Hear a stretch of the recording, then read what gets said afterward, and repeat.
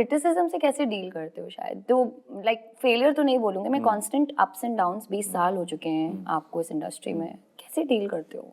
Majorly down. You have to have a healthy relationship with criticism.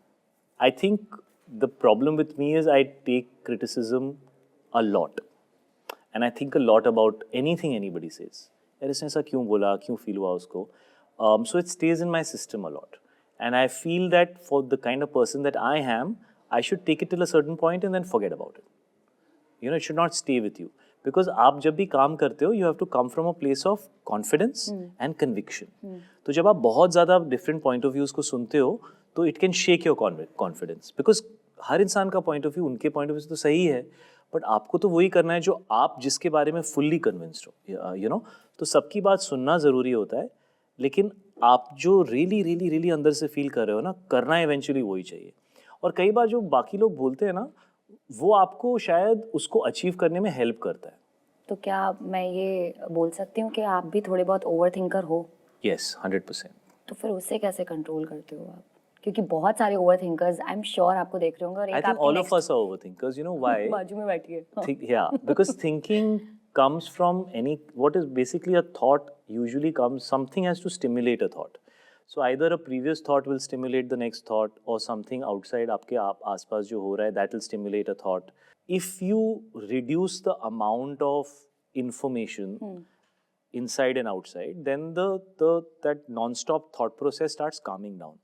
So I listen to music. I think that's very important. I like to work out. I think meditation is a very good way of cutting your, overthinking and enjoying the moment. यार, अभी मैं यहाँ हूँ और मैं सोच कुछ और रहा हूँ ना, वो बहुत खराब आदत है. जहाँ भी हो वहाँ enjoy कर लो, उसको create a real connection, be in real time. I think that those things really matter, but they're all difficult and one tries.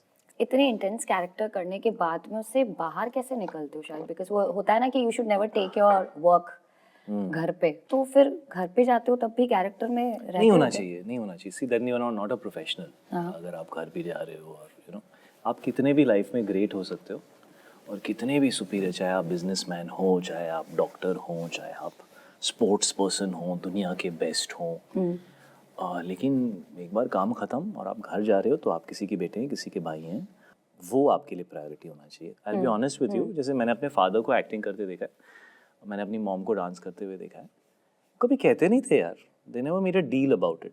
It was their conviction, their commitment to what they are doing. तो वो उनकी personal journey थी, वो 10 लोगों को बताते नहीं थे उसके बारे में, और वैसे ही होना चाहिए. I feel you should not make a big deal about it, you should just do it from your heart and then go back to life. It should be like that.